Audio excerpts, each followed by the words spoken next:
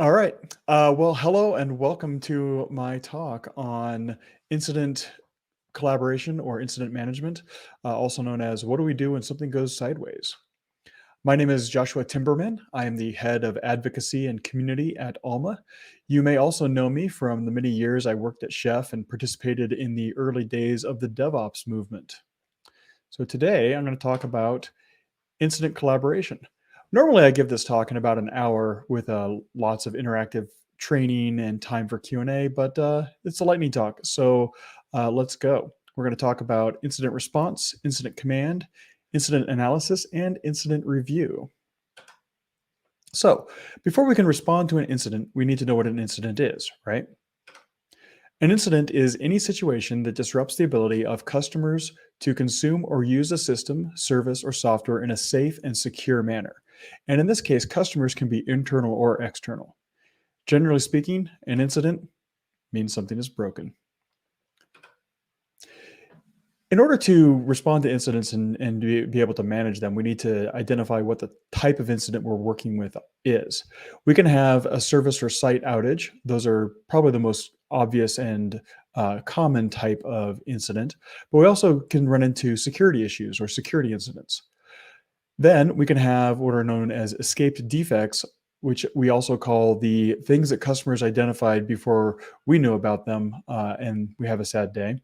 And then there are also other types of incidents that are unknown. There can be things that show up as incidents, and we just didn't realize it was an incident until after we were already working on solving the problem. With an outage incident, it can occur with any service or that we provide to our customers, with anything we enable our business, such as email, and these can be things like our website, our blog. There can also be outages with our upstream cloud providers or with our email providers and with other types of outages. And we may ask ourselves, how do we know if we have an outage? Well, usually we're going to have something come through a monitoring system that will send an alert to someone. For those who remember, we used to carry these things called pagers, which is why there's a company called PagerDuty, which will send alerts. But we generally receive those on our phones these days. So one thing to keep in mind when it comes to doing humane incident management is that only the events that actually require a human to intervene should actually send an alert that could wake up said human. You don't want to be sending alerts to humans to wake them up in the middle of the night when there's a problem that can wait until the morning, right? We can also find out about incidents and outages from Twitter. Twitter is a wonderful place to make really awful comments about to a large number of people or with vendors whom someone is irate. And this is an unfortunate side effect of the world of always on social media.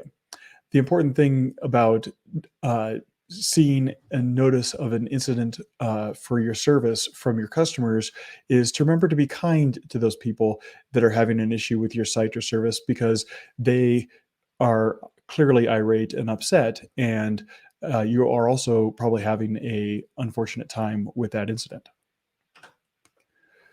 Security incidents are another type that we can identify.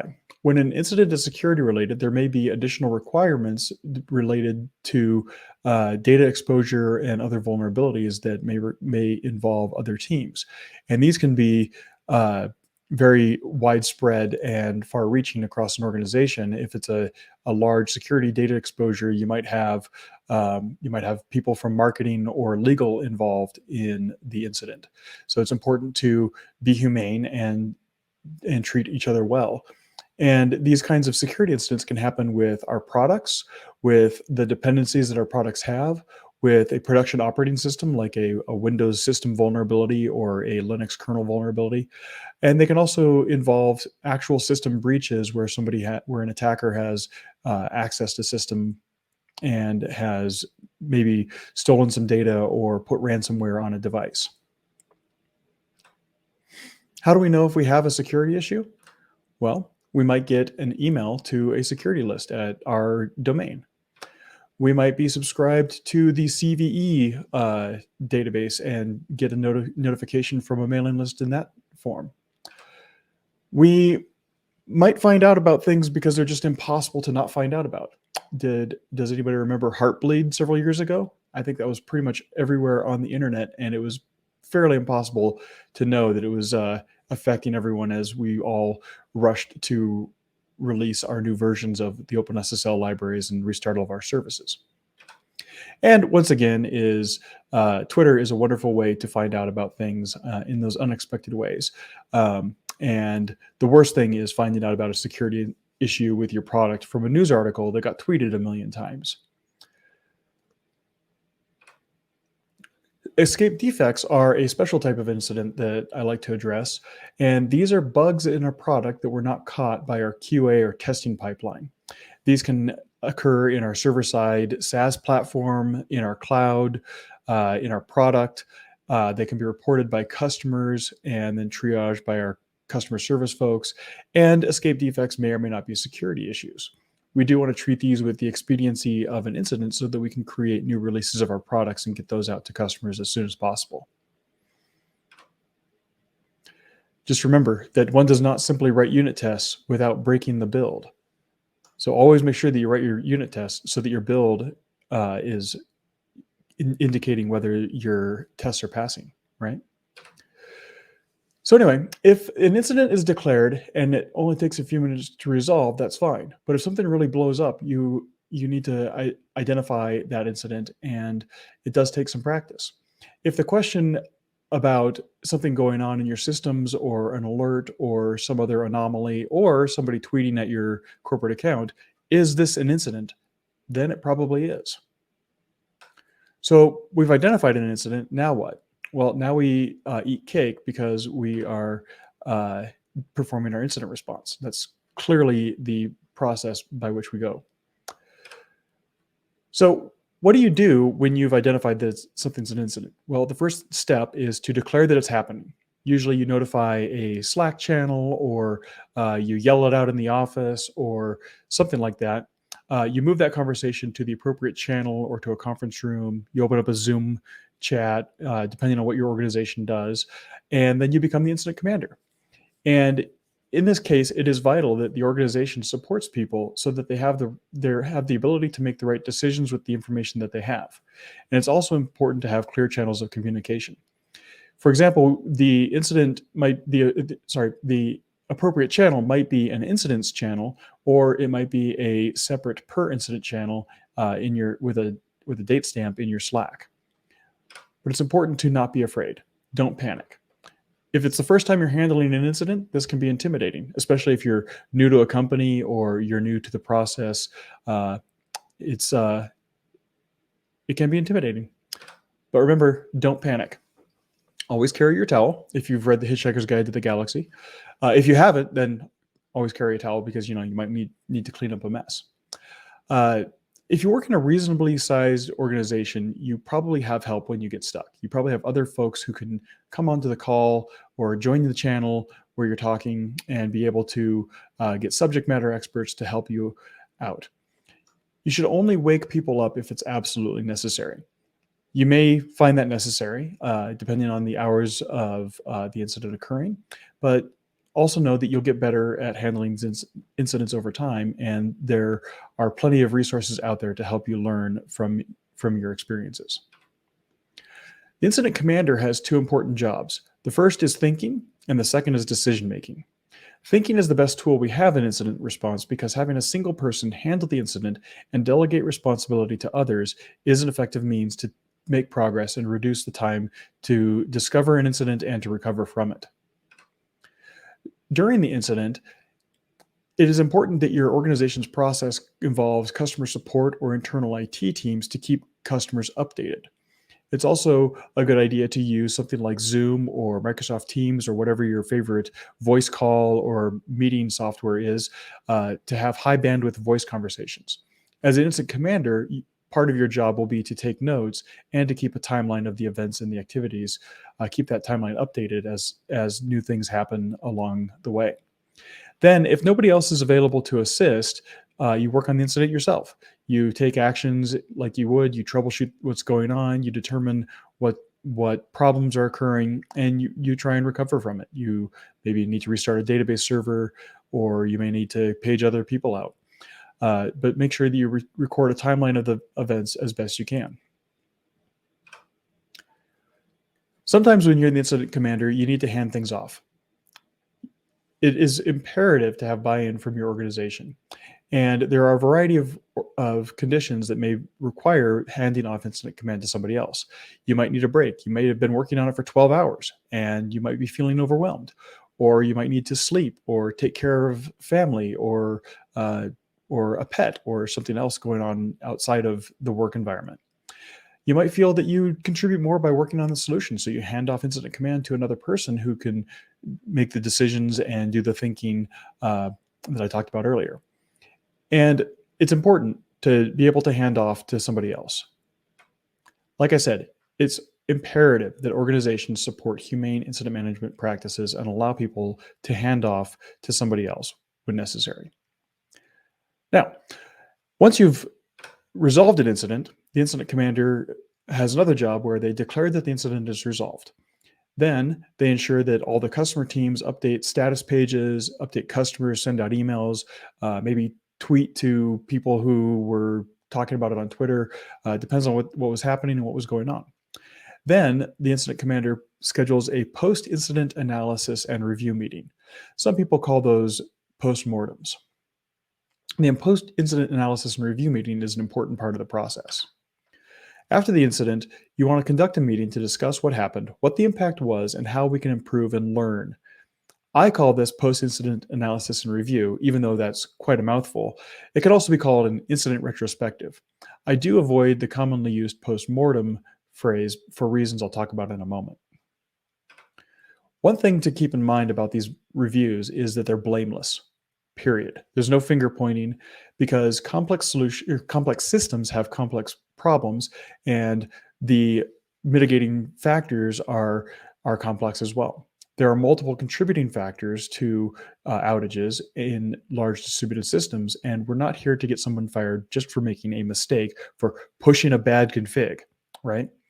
If your organization conducts root cause analysis or RCA meetings focused on the 5 whys, I believe it's commonly understood that a lot of the time that is used to narrow down contributing factors to a single person or event so that they can be fired so that the problem never happens again. I consider this to be a very toxic and inhumane practice when it comes to conducting and managing incidents as an organization. Like I said before, it's imperative to have buy-in. Organizations must support humane incident practices because the people are the ones that are handling these problems. And if you burn your people out by firing everybody who ever makes a mistake, it leads to a very poor organization in terms of culture. So I personally don't like the word postmortem. So what is a post-incident analysis meeting? Well, just like with sprint retrospectives and agile software practices, we have retrospectives here that we allow ourselves to learn from things that happened and the ways that we can mitigate the future risk. We also want to improve our detection and resolution time. That's not to say that we want to track the MTTR and the MTTD, the mean time to detect or the mean time to resolve. We want to improve how we detect incidents in general and resolve them in general so that we have good practices for our organization. And I'd also like to say that there's no such thing as a root cause. Root cause analysis is nearly impossible to do in complex distributed systems. Does anybody have Kubernetes out there in your environment? And if you do, have you used it longer than 6 months? Then you probably know that there are a multitude of things that can go wrong. And that's just one example of the complex distributed system that's part of modern application stacks, right? So anyway, back to conducting the meeting. The important thing to do during the meeting is to introduce the incident, establish the timeline in a high level, then identify those contributing factors, the things that occurred that were possible ways that the systems failed. Then we want to describe the impact to our customers, how long that impact was, and then describe what stabilization or remediation steps we took to resolve the issue. Then, if there's any follow-up afterwards, if there's any corrective action items that need to be done, we want to make sure that those are identified and assigned. Contributing factors are failures in complex distributed systems. contributing factors for failures in complex distributed systems have many causes.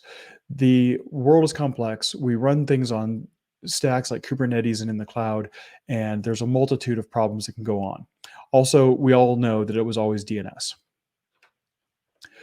When it comes to identifying and assigning your corrective actions, those must be assigned to a person or team, and they must be prioritized. If they're not assigned to somebody who's accountable, then they're not a high enough priority. And these action items are not the same thing that happened during the incident that we took to restart the database, to push a new config file, or so on. But they can be follow-up to improve on temporary workarounds. We might want to implement a service monitoring solution that restarts our services if they crash. We might have something as simple as adding a new monitoring alert. Those action items are things that must be assigned to a human or to a team of humans that will be prioritized above other work so that we can mitigate the risk for future incidents. And that's it. Well, one last thing.